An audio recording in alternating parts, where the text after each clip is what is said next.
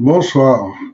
Alors, aujourd'hui, ça va être un petit peu difficile. J'ai pas une bonne connexion, donc je vais faire au mieux, comme je peux. Mais en revanche, je voudrais un petit peu entrer sur certains sujets qui sont particulièrement intéressants. Et puis, a priori, il y a des difficultés à ce que la vidéo que je réalise sur un truc qui s'appelle StreamYard, euh, et qui a pas l'air de fonctionner correctement. Donc, bah, j'espère que vous recevez quand même cette vidéo. De toute façon, je vais la répercuter demain. Et puis, pour l'instant, j'ai l'impression d'être tout seul devant cet écran. Mais je vais quand même aborder les sujets que je souhaitais aborder. Donc, déjà,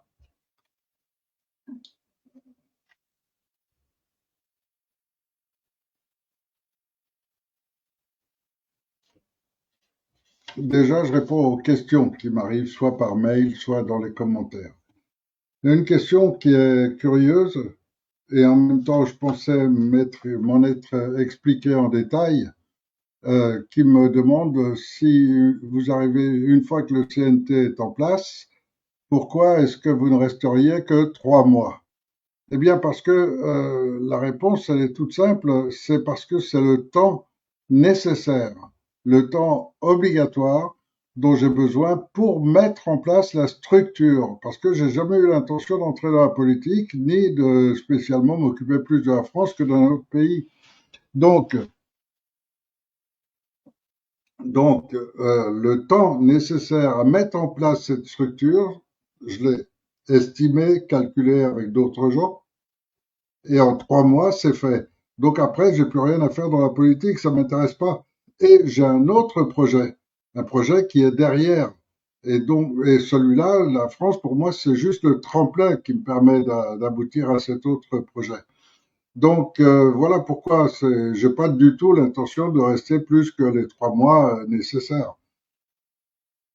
Par contre, la vraie structure pour remettre complètement le peuple propriétaire de son pays, de ses terres de ses décisions, sa véritable souveraineté, il n'y a pas de meilleur moyen que de lui faire goûter, qu'il découvre par lui-même que la responsabilité, ça vous rend libre.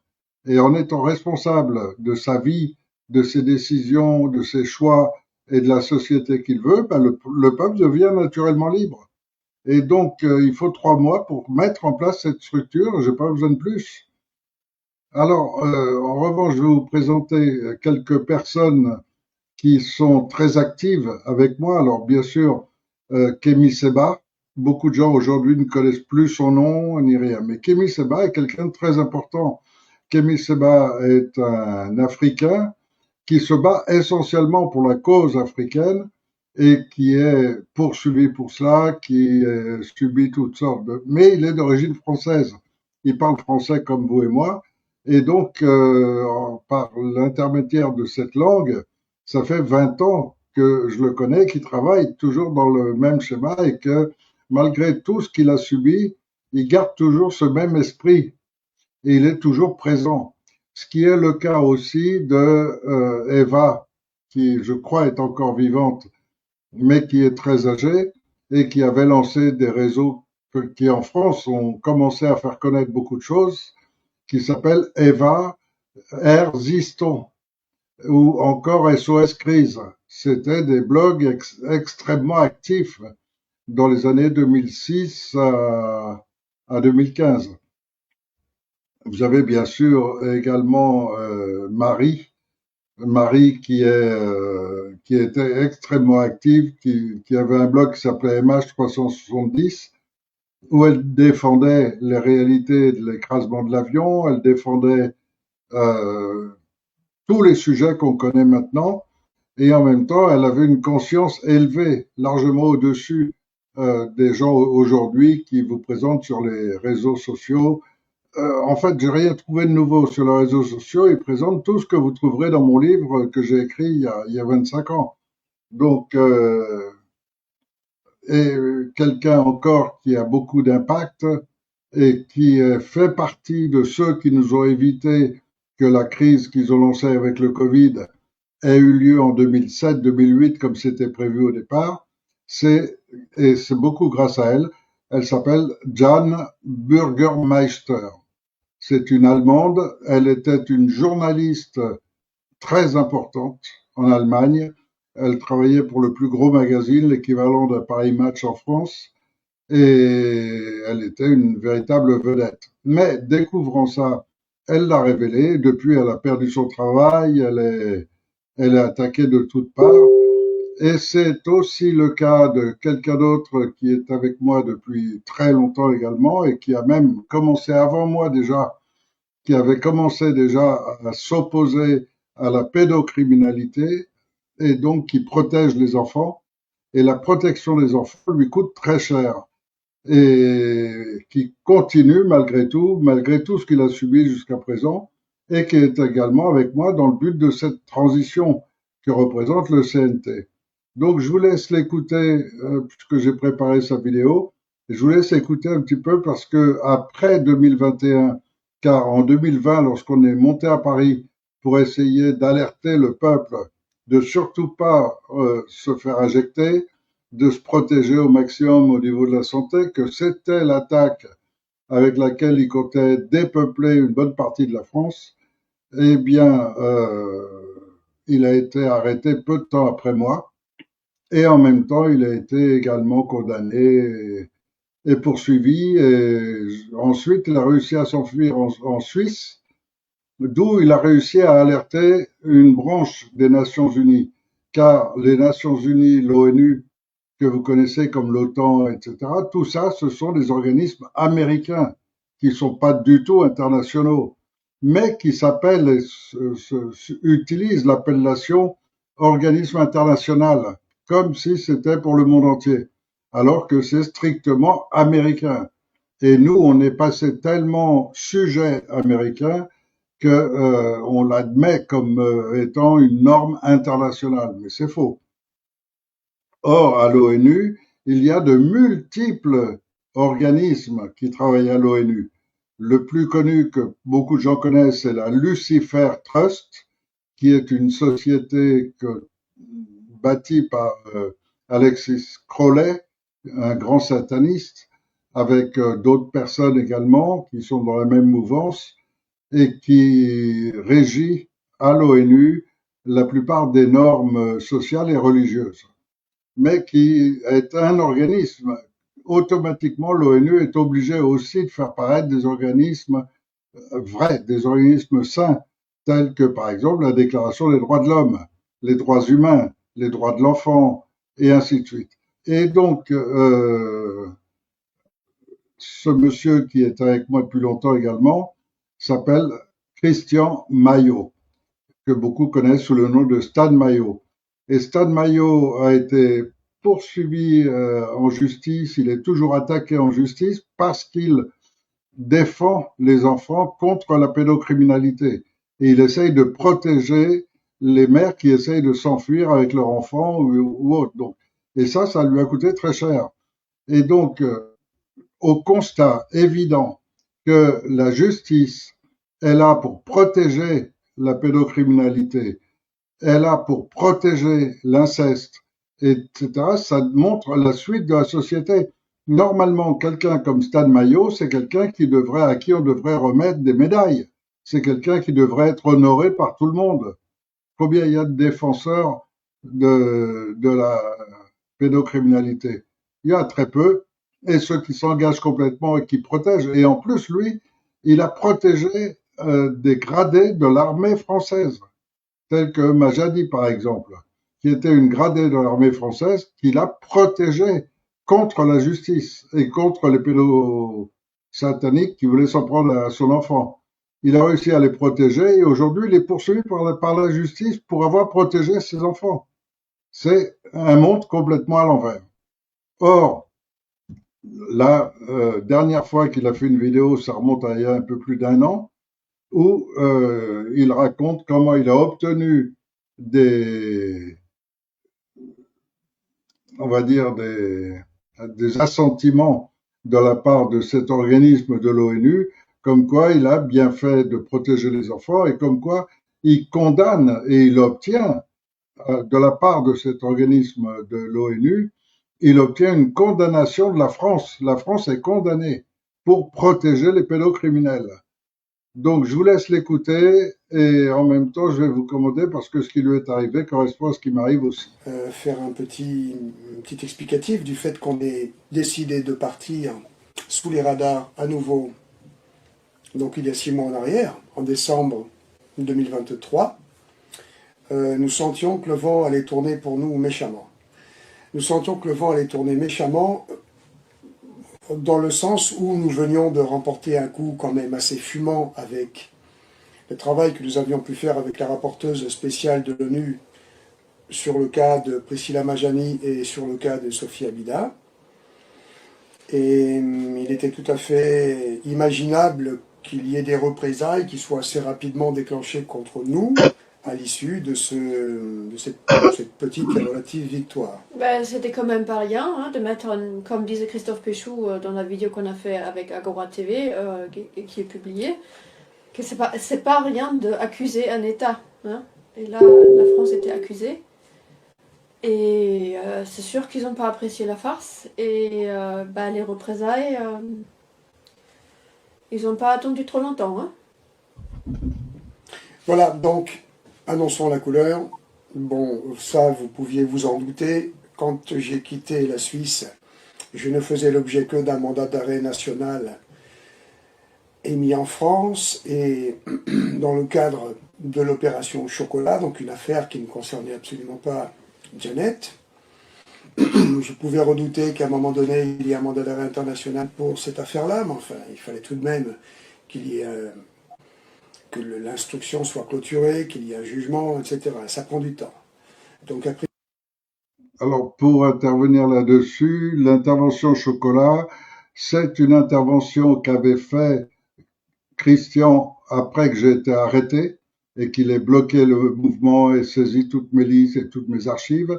Et donc, quand j'étais emprisonné, durant ce temps-là, Christian a essayé de reprendre le mouvement du CNT, du Conseil national de transition, en lançant une opération chocolat, c'est-à-dire en allant organiser avec tous les adhérents qu'on a une distribution, aller offrir aux gendarmeries de France des chocolats pour les fêtes de fin d'année et en même temps leur rappeler que leur devoir n'est pas envers celui à qui ils sont confiés pour l'instant, leur devoir est envers la loi et qu'ils respectent la loi. Et donc il a été à nouveau arrêté à cause de ça, ainsi que d'autres membres de mon groupe. Théorie, en théorie, j'aurais dû être tranquille un petit peu plus longtemps que cela, sauf que non. Nous avons appris dernièrement que, pour commencer, moi, je faisais l'objet d'un mandat d'arrêt international. Donc, ce qui est nouveau, c'est que moi aussi, je fais l'objet d'un mandat d'arrêt international maintenant. Voilà, donc. Et ça, on était un peu surpris quand même. Il y a plusieurs hypothèses à cela, et l'origine de ces 2 mandats d'arrêt internationaux. Juste une petite précision en ce qui me concerne, il y a une mention spéciale. Alors nous avons des sources qui sont dans le système, hein, des sources certifiées à usage unique par contre. Alors, pour vous citer un petit peu de quelle manière il a ses sources, Stan Mayo, au départ, est un gendarme. Il était lui-même militaire dans les paras, je crois, ensuite gendarme, et il a gardé des relations. Et il y a beaucoup de gendarmes quand même qui sont intègres et qui sont contre la pédophilie. Et donc, parmi ceux-là, il y a quelqu'un qui parvient à lui fournir les informations, au moins sur sa situation. Je dois avouer que moi aussi, j'ai quelques relations qui parfois ont réussi aussi à me fournir les éléments. C'est comme ça que j'ai su la même chose qui est arrivée donc maintenant à Stade Maillot. c'est ce petit code qu'ils utilisent entre eux, entre les forces de l'ordre et les procureurs. Les procureurs rajoutent une petite note qui veut, qui veut dire celui-là, arrêtez-le, mais si vous avez l'opportunité de lui tirer une balle dans la tête, c'est encore mieux. En clair, c'est une demande d'assassinat. Ce que tout gendarme et policier sait que interroger les fichiers, ça peut poser problème à la personne qui le fait. Il faut justifier la raison pour laquelle il y a eu un check. Donc il faut que la personne soit bien organisée pour pouvoir le faire. Elle ne peut le faire qu'une seule fois. En ce qui me concerne, il y a une mention spéciale, très inquiétante. Donc ne pas prendre de risques, c'est-à-dire individu dangereux, en cas de tentative de résistance, ne pas hésiter à faire usage des armes. Alors, on sait dans le milieu qu'il y a un codage, il y a des codages qui permettent tout simplement de faire passer le message que la personne ne doit pas être prise vivante. C'est un petit peu, si vous voulez, un contrat déguisé avec un codage pour les initiés qui apparaît sur ce genre de mention spéciale.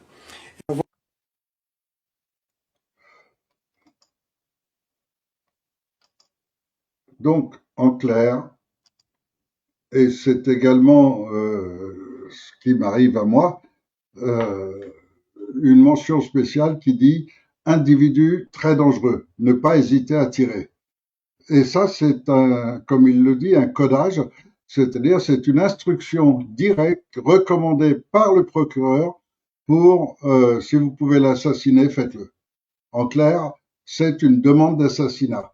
Et là, on trouve, bien sûr, les gendarmes connaissent le code, ils sont tous informés, et ils savent que quand il y a ce code, eh bien, il faut, si on peut descendre. Bon, quand ils m'ont arrêté sur la route, là, pourquoi ils m'ont pas tiré dessus? Honnêtement, je ne sais pas. Mais je crois que le fait qu'il y ait, que je sois tout seul, un homme tout seul dans une voiture, les deux mains sur le volant en évidence, l'abattre comme ça, sans sommation, sans rien, c'est pas évident. Surtout s'il y a des témoins sur la route. Et là, il y avait des témoins juste en face. Donc, c'est peut-être ce qui les a fait hésiter, qui fait qu'ils n'ont pas tiré. Et que je suis encore vivant et qu'ils m'ont ramené comme un vulgaire malfaiteur. Mais ça veut dire que Stan Mayo, comme moi-même, comme Kémy Seba et comme beaucoup d'autres, nous sommes considérés comme des criminels, comme des gens dangereux, les gens dont le gouvernement veut se débarrasser. Et c'est pour ça que tout le travail qu'on fait en ce moment, il est destiné véritablement à sortir la France d'une situation qui est totalement illégale, qui est véritablement, comme le disent un monsieur qui s'appelle Olivier L'Autre, qui dit la magistrature des Khazars. Et en fait, c'est le monde des Khazars, c'est le monde satanique pur qui est maintenant en place en France. Et vous retrouvez ça aussi au niveau international. Quand vous voyez comment se comporte l'Iran, comment se comporte Israël pour déclencher une guerre contre l'Iran, ils veulent déclencher la guerre. L'Iran ne fait rien. Ils sont tranquilles chez eux, ils ont subi des restrictions, mais ils disent rien. Et tout d'un coup, on leur envoie une bombe pour tuer 170 enfants dans une école. Est-ce que vous vous rendez compte? 170 familles pleurent leur enfant. C'est monstrueux. Et ça, c'est ce que fait immédiatement Trump. Ensuite, on a Israël qui littéralement donne des récompenses aux soldats qui abattent des enfants. Et plus ils abattent de jeunes enfants, surtout des bébés, des petits, et de leur tirer une balle dans la tête, ça leur rapporte des points supplémentaires et des promotions dans l'armée. Donc ça veut dire qu'on utilise les gens de la manière la plus abjecte qui soit, et ces gens acceptent. Pourquoi? Parce qu'ils ont l'esprit complètement mal formé depuis très longtemps, ils sont complètement conditionnés, formatés, et ça les gêne pas. Et aujourd'hui, vous avez dans les guerres en permanence des gens qui vont bientôt leur donner ces jeunes qui jouent à tirer sur des trucs là dans les jeux vidéo. Ce sont des mômes de 15 ans, 14 ans, 16 ans. à qui on donne des objectifs. On leur donne bien sûr le matériel militaire, on leur donne l'équipement qu'il faut, on leur donne la formation. Ensuite, ils s'assient dans les bureaux et ils s'amusent à tirer. Et on leur donne des points, alors je ne sais pas qui, mais entre Israël et l'Ukraine, on peut s'attendre, si vous tuez un soldat, vous aurez 3 points. Si vous tuez les parents civils, ce sera 5 points. Et si vous tuez des enfants, ce sera 10 points. Et les mômes, ils vont être là à jouer, chercher des enfants dans la foule avec leurs drones et essayer de tirer sur des mômes. Et ça leur rapporte plus. Ils sont mieux félicités. Voilà le monde dans lequel on est en train d'entrer avec les gens qui refusent absolument le droit, le juste droit, et qui veulent installer le droit barbare à la place du juste droit. Et donc, dans cette situation, on est tous en permanence en danger.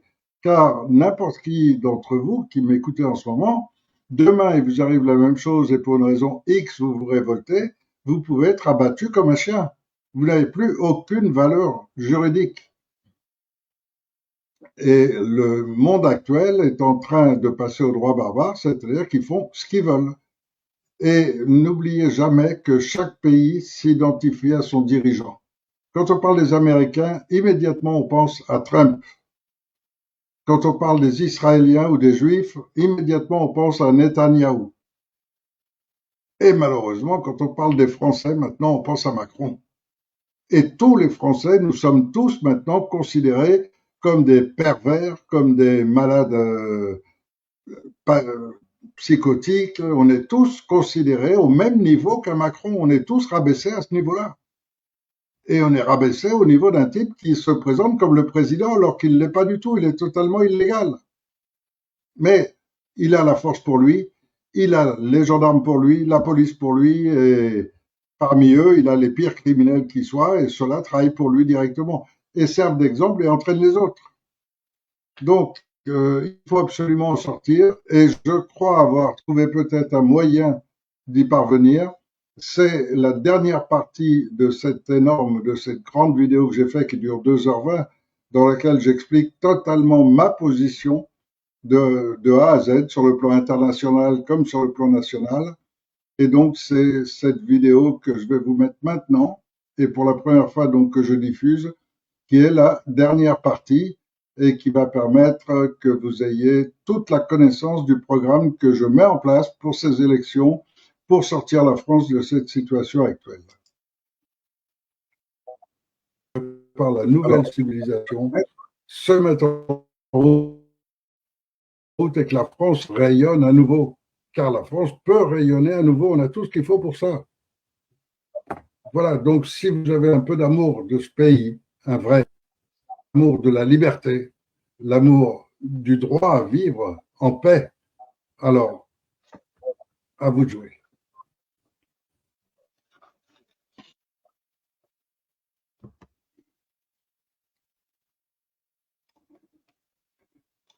Donc je vous laisse voir cette vidéo, elle reprend là parce que c'était la fin de la partie précédente.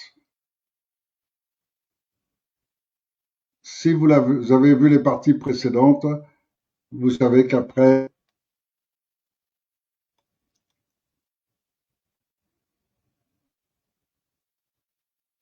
eh ben non, elle sort pas. Alors où je l'ai mal, bah c'est pas celle-là.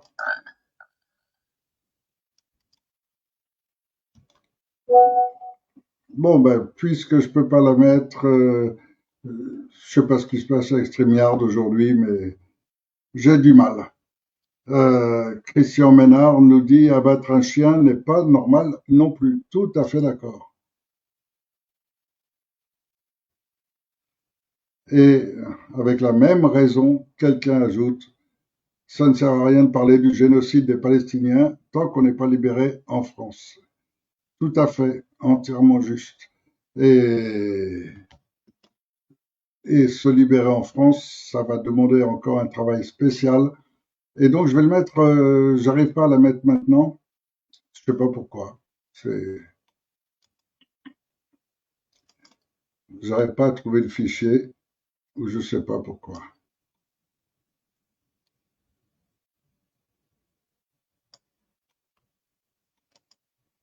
Je refais un essai.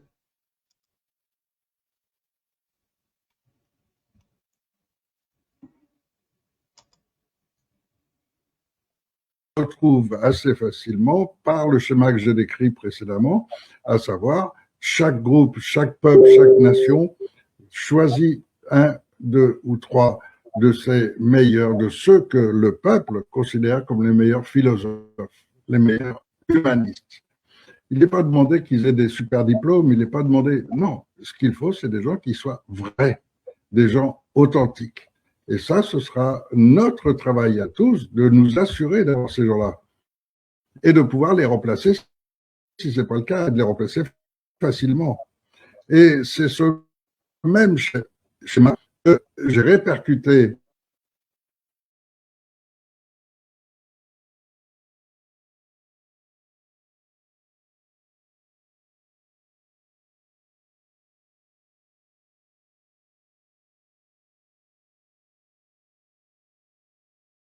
On est des simples humains, on vient de naître, on est sur cette terre.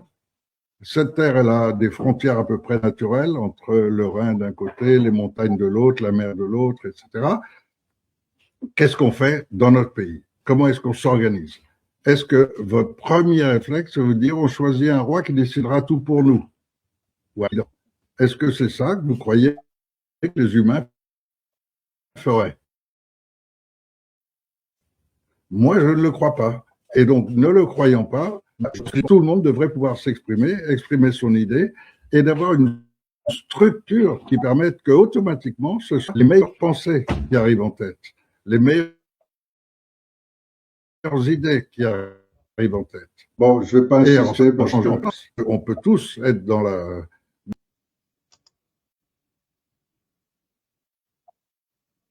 Je ne vais pas insister parce que manifestement, j'ai pas assez de connexion. Je n'ai plus aucun matériel. Les flics m'ont tout pris. Vous savez que dans les perquisitions, ils raflent tout ce qu'ils peuvent.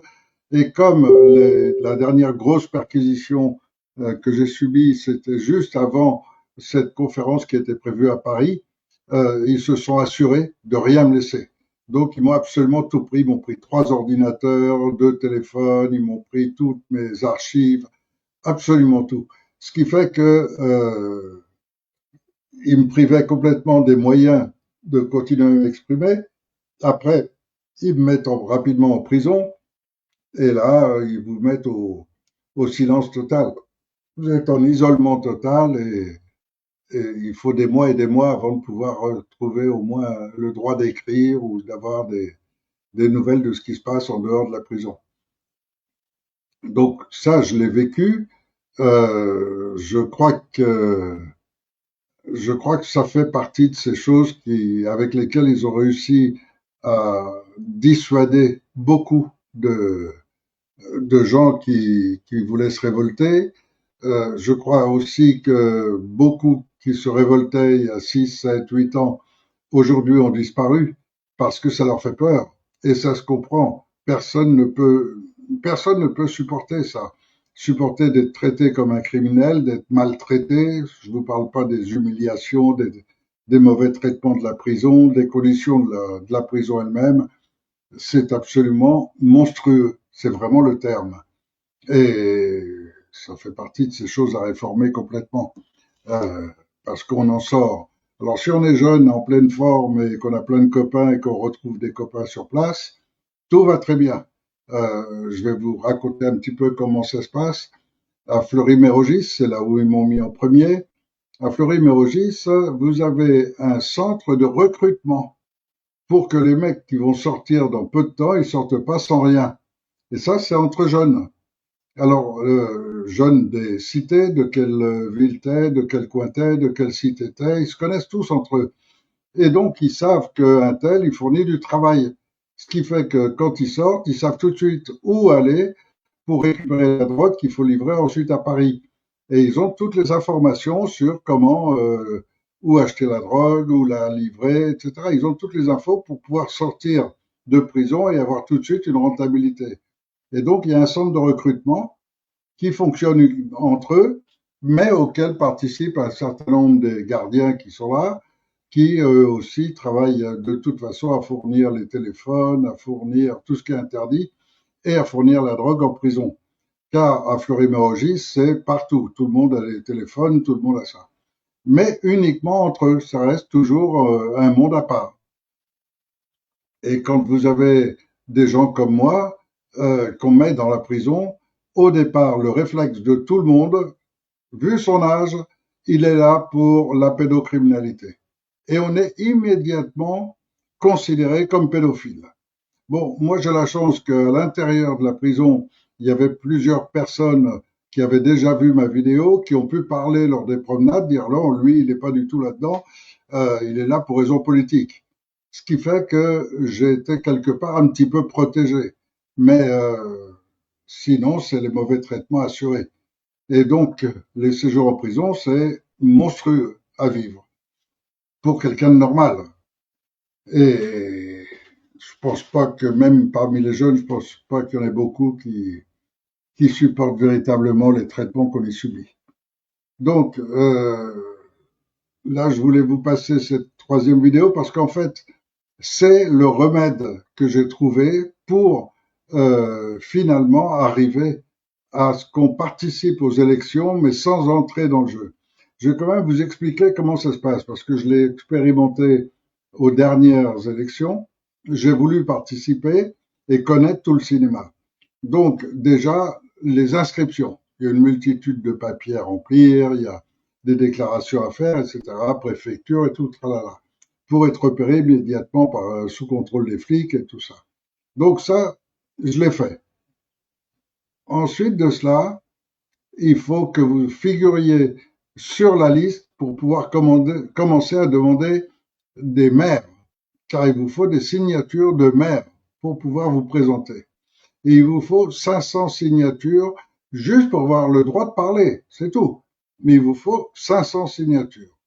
Et là, j'ai découvert en me présentant que beaucoup de maires qui voulaient m'adouber n'ont pas pu le faire simplement parce que tout ça est supervisé par le Conseil constitutionnel et le Conseil constitutionnel m'avait pas figuré, avait refusé de me faire figurer dans la liste des candidats. Ce qui fait que je n'apparaissais pas. Ils m'ont fait apparaître seulement 3 semaines avant la fermeture, donc trop tard pour que les maires puissent me donner leur signature. Ce qui fait que malgré tout cela, j'ai quand même eu 2 signatures, mais des gens qui vraiment voulaient mettre en avant la démosophie et ont réussi à me déclarer au dernier moment. Mais il est clair qu'on n'a pas du tout les mêmes possibilités que les politiciens. Ensuite, autre chose, il faut savoir aussi que vous avez des répartitions. Donc,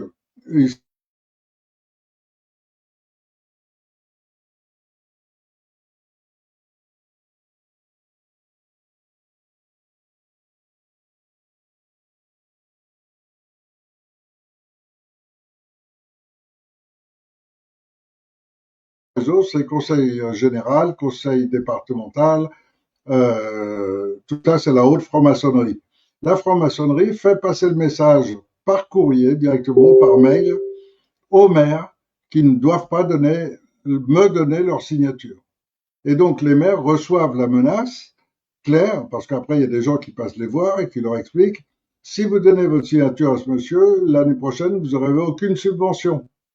Or, comme les maires, la plupart, survivent grâce aux subventions, eh bien le gouvernement les tient complètement. Ils peuvent donner leur signature à un tel, à un tel, à un tel, mais ceux-là sont interdits.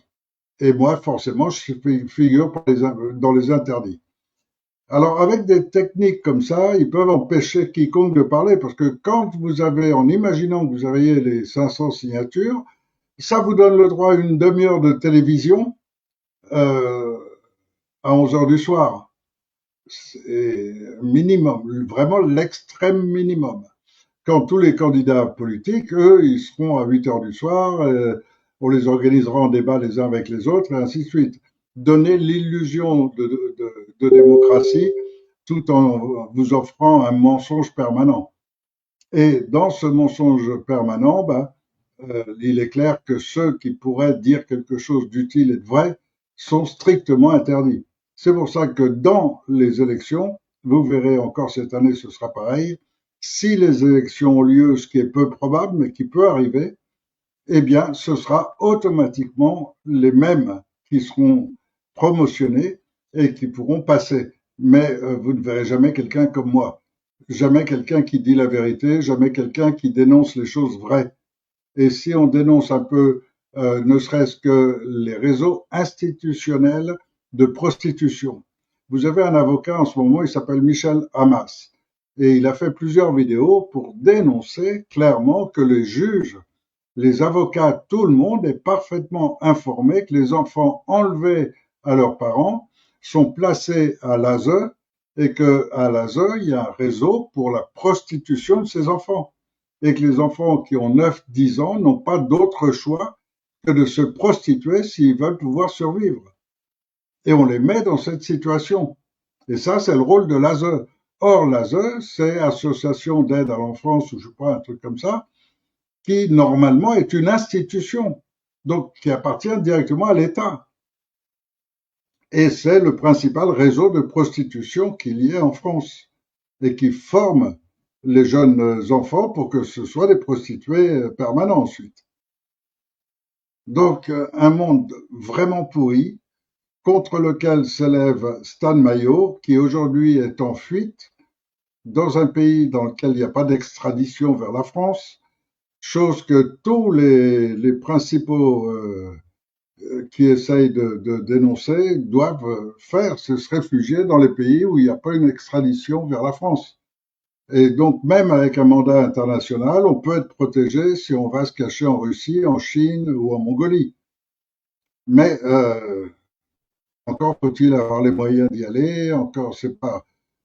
Et puis, c'est quelque part une forme d'abandon de la France et de l'abandon du combat en France.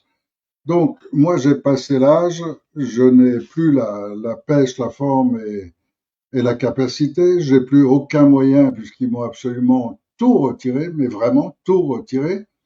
Euh, j'ai plus rien.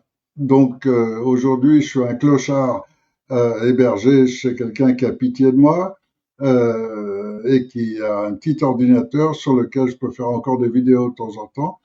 Et j'ai l'idée toujours présente. J'ai découvert ce schéma d'une vraie démocratie. Et donc ça emmerde tout le monde parce que tous ces gens qui se présentent aux élections, tous sans aucune exception, tous veulent la place de président, rêvent d'être le mec qui a tous les pouvoirs.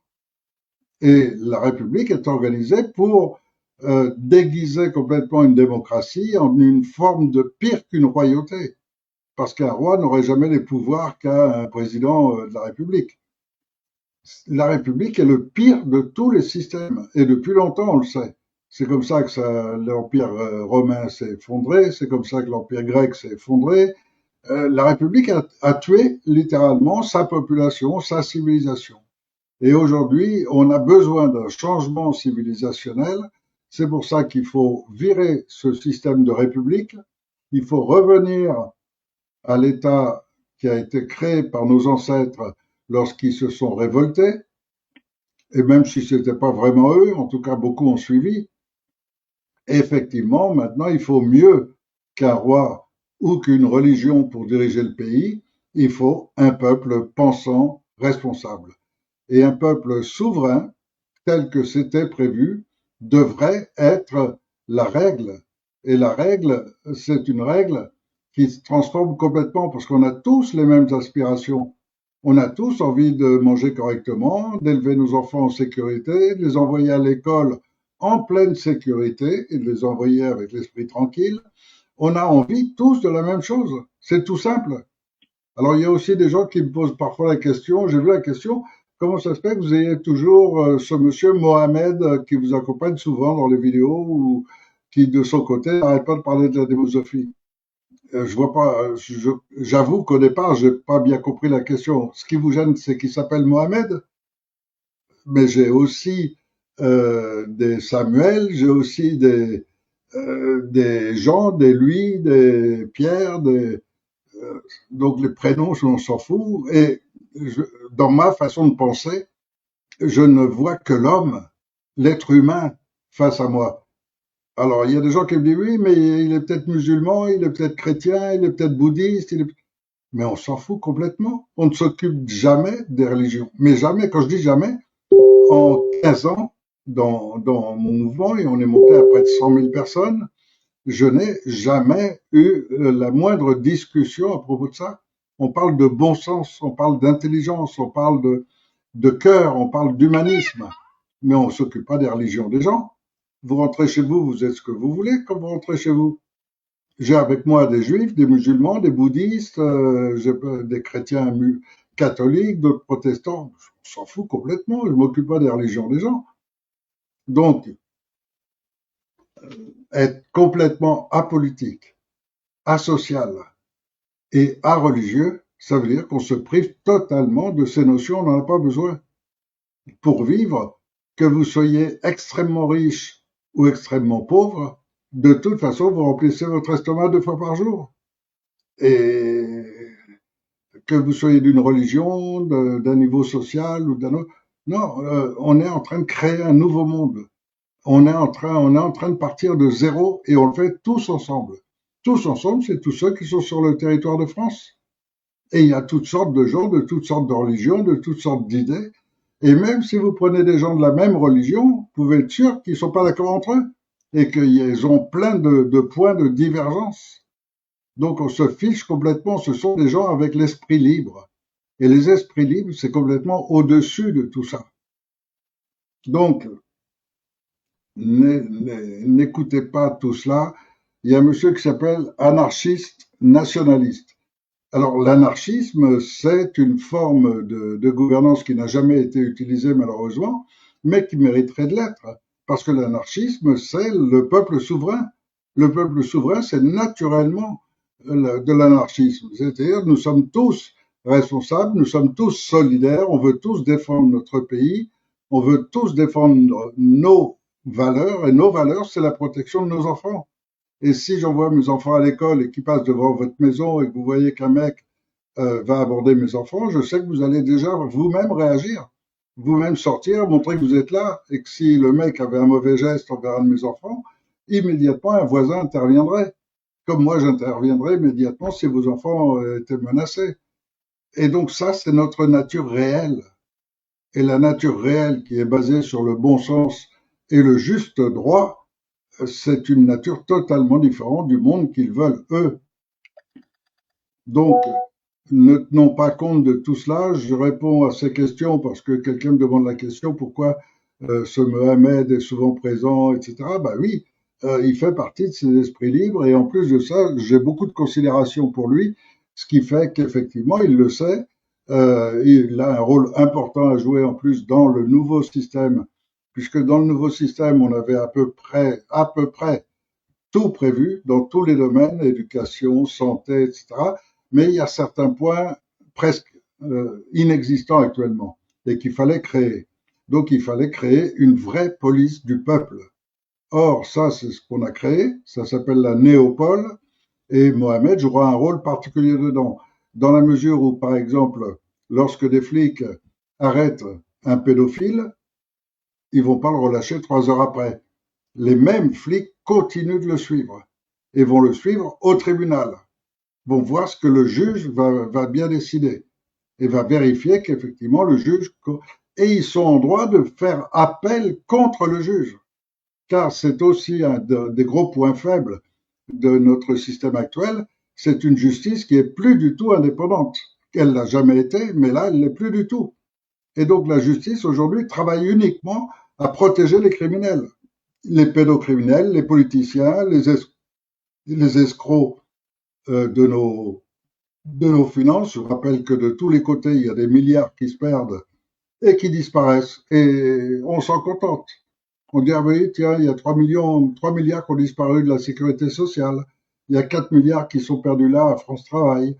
Et il y en a de tous les côtés. Mais il n'y a pas un policier qui a le droit de chercher.